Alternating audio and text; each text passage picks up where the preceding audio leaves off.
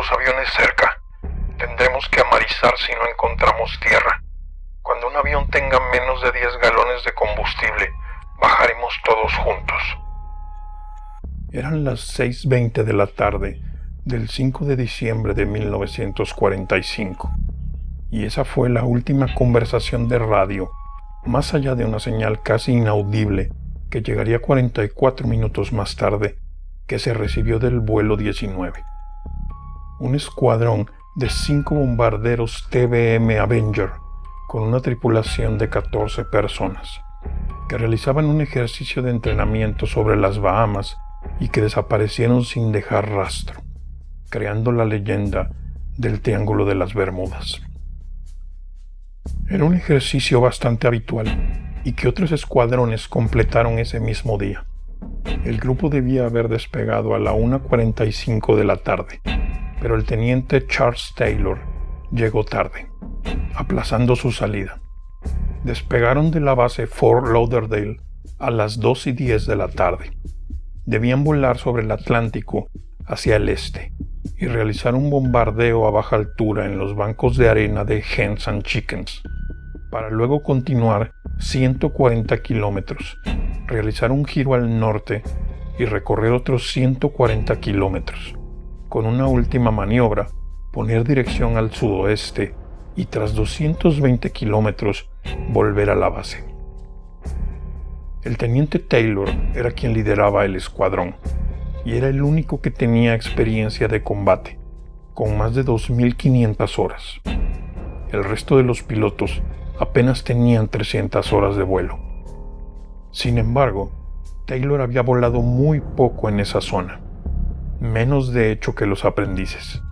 En numerosos momentos se mostró inseguro y desorientado.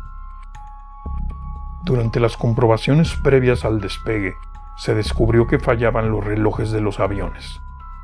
Uno de los objetivos del ejercicio era aprender la navegación por estima, que requiere calcular la posición, entre otras cosas, a través del tiempo transcurrido. Sin embargo, esto no era un problema de gravedad, ya que se asumía que cada miembro de la tripulación tenía su propio reloj de pulsera.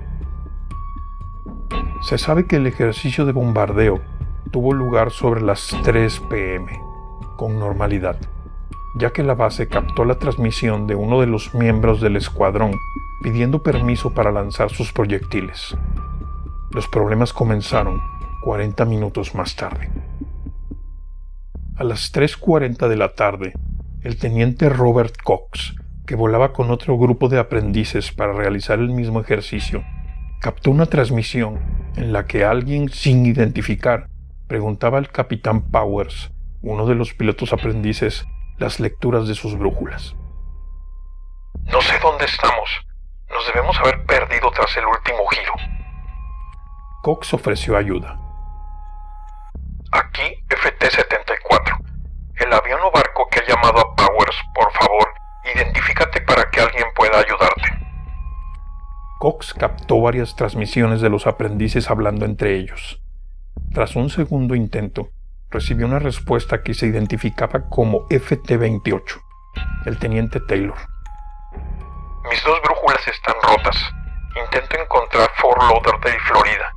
Estoy sobre tierra, pero no es continua. Estoy seguro que estoy en Los Cayos, pero no sé dónde ni cómo volver a Fort Lauderdale.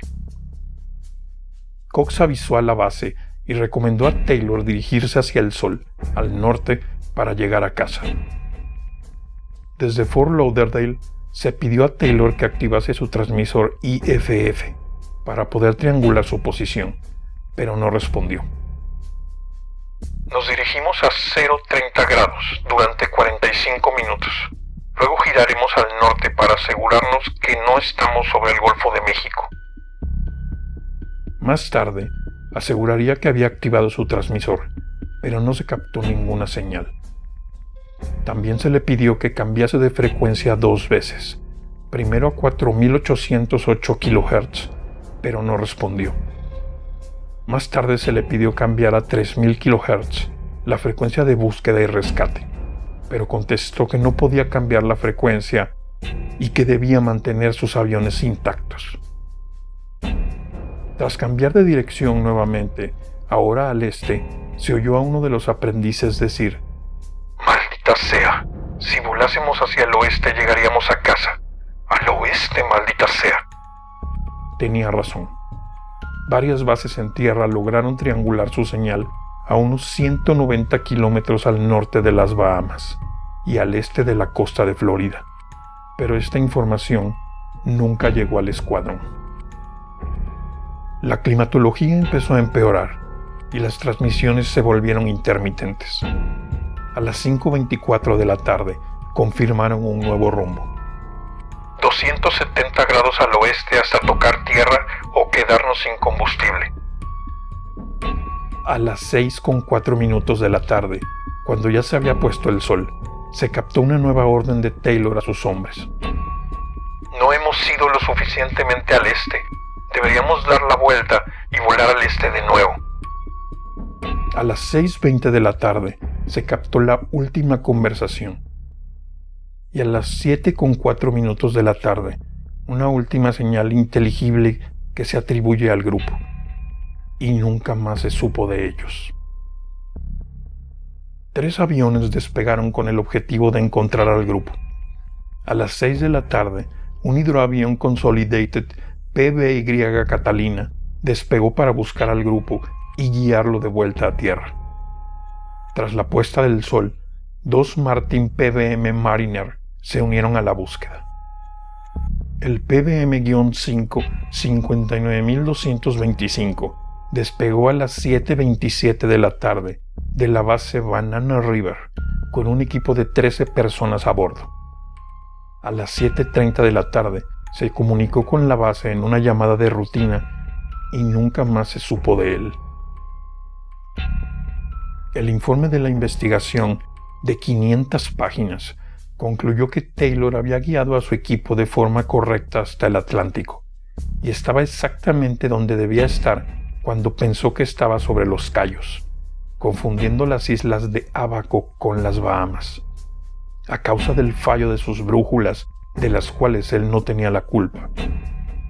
El informe también concluyó que de haber continuado al oeste, en vez de realizar un último giro al este, hubieran llegado a tierra antes de quedarse sin combustible. El último destino del vuelo 19 es desconocido hasta la fecha, aunque se cree que amarizaron frente a la costa de Florida.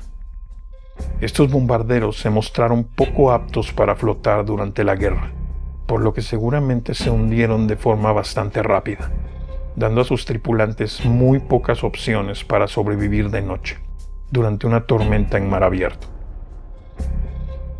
Este ha sido uno de los casos más famosos de desapariciones en el Triángulo de las Bermudas. A pesar del despliegue de recursos por parte del gobierno de los Estados Unidos para el rescate o localización del escuadrón, jamás fueron encontrados. ¿Por qué no pudieron ubicar su posición? ¿Por qué se dio el fallo simultáneo de las brújulas magnéticas de los 5 bombarderos? ¿Por qué el avión de rescate Mariner también desapareció sin dejar ningún rastro? Son preguntas para las que no tenemos respuestas.